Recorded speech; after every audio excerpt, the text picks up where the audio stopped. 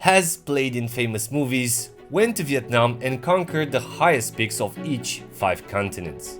This should have been Seiko's most famous watch, but I doubt about it because 62 months. The pebble design of the Captain Willard 6105 is something unique in the watch world. The tonneau designs existed since 1900s, but an asymmetrical one with a crown at 4 o'clock was never been matched before.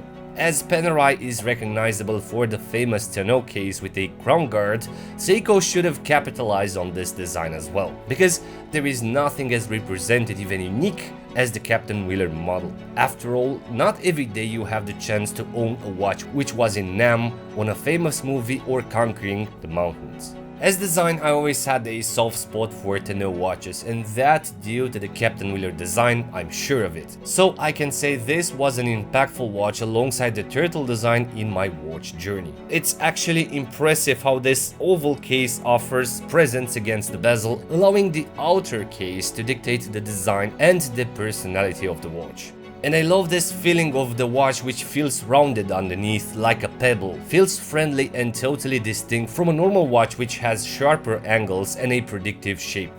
But this oval shape is different in any angle, unveiling curiosity, having as well an interesting ratio never been seen before to a case shape of 45mm and 19mm between the lugs. These subtle elements made the watch, in my opinion, what it represents today, a robust, iconic diver named Captain Willard. So the 6105 is known, respected and collected as the Captain Willard by the fans for Martin Sheen's character who wore it into the Apocalypse Now movie, a masterpiece produced by Coppola in 1979, but also known as the watch which went in Vietnam. That is why so many pieces can be found on the market. I am unsure how this watch was perceived back in the days, but I assume as a super robust diving watch due to the acceptance as a standard issue in Vietnam, but also as a popular companion, being on the wrist of the adventurer Naomi Uemura in the years 1974-1976 when he completed a 12,000-kilometer run from Greenland to Alaska. And I'm also unsure why he chose a robust diving watch instead of an explorer-like small-sized timepiece, but the truth is, this is the type of a watch with character which works in such adventures. This is equally an important diver for Seiko, if not the most, alongside the 62 Mas and the SKX.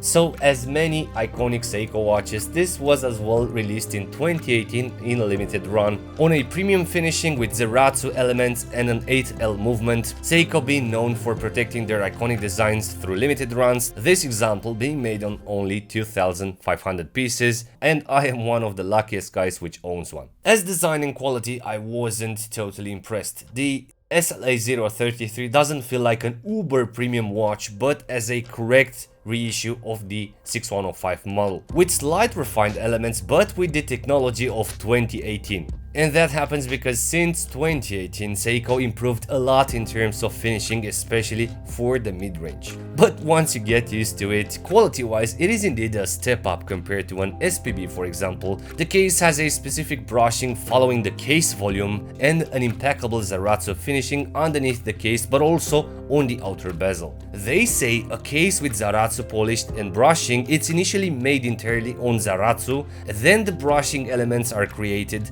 so they can unveil the brilliance and the refinement of the brushing.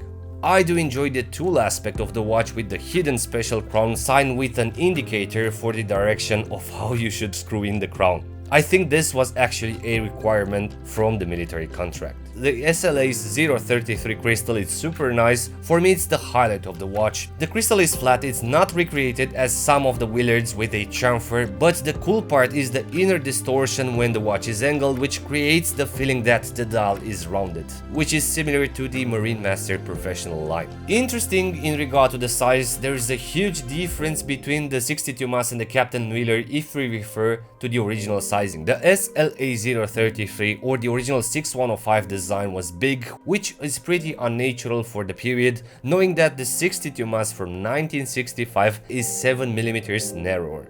Moving into interesting things in comparisons, I still wonder why this wasn't reissued since 2018 as they did with the 62 mass platform. They did a more affordable compact SPB version but also the Uemura series, however both of them have distinct cases, having not so many things in common with the 6105 original design ratio. Now, in regard to the iconic pebble design, Seiko indeed tried to reiterate the 6105 and make it more actual for everyone. We currently have 3 distinct Willard types of cases and none of it's entirely accurate to the 6105 model. Imagine, the SLA033 is technically the correct reissue, although it is with 1mm wider, has the same thickness but a slight different curve of the case on top and on the bottom. Also at 4 o'clock the elbow has a slight different angle compared to the original, adding here multiple different small details on the dial. Then there is the 44mm Seiko Uemura SLA049, which is as well a premium reinterpretation with great finishing but a slight different direction, with a wider, more elegant dial with thinner pencil hands and a cool pattern, but also a taller tonneau case with a similar elbow serving as crown guards at 4 o'clock, having an engraved chamfer along the case, so very similar but a totally new design. This model is special for sure, and while I had it, I totally enjoyed it. It feels more elegant and definitely more wearable than the 033, being helped by a softer rubber or the bracelet. The third one, the popular one, is the reinterpretation made in 42mm, the SPB series. Luckily, I had the chance to grab this limited edition 55th anniversary SPB 018, part of the same collection with the SLA 043. This being, in my opinion, the best color combo I've tried for the more affordable Willard. This model offers a totally convenient size which keeps alive the DNA of the Captain Willard, although wasn't scaled proportionally. The case shape and the crown positioning is different, and the elbow sits higher between 3 and 4 o'clock, having an overall rectangular aspect with a diminished case and a more dominant bezel, but all in all, with the proper strap or a bracelet adjustment, this one sits super convenient on the wrist. And because all these platforms are super appealing, I can see a world where I can keep all 3 of them. Because they are distinct, they offer different experiences and they wear pretty different. However, if you are curious to try an accurate Willard budget model, the Chinese Arduni is the way to go. The model is recreated after the original 6105, keeping the exact proportions including the height and the seam lug width of 9-10mm. And then the straps, surprisingly, I was mentioning in the previous video, the SLA premium accurate recreations are coming with stiff straps, but finishing wise I feel that the one from the SLA 033 is better crafted and softer than the one offered for the SLA 043, which is equally premium, so wearable. As a conclusion, the SLA 033 aka Captain Willard is one of my favorite divers and a keeper. More than that, an influential design which qualifies in the Brave Beaters Hall of Fame alongside other iconic Seikos like the 62 Mas. So that is it. This was a Seiko week for sure, and I'm really curious to know which one out of the Willards you prefer. Please let me know in the comments below. And as usual, if you're new around, please consider subscribing for future episodes. Thank you very much. Thanks for watching, and until next time, be brave and stay safe.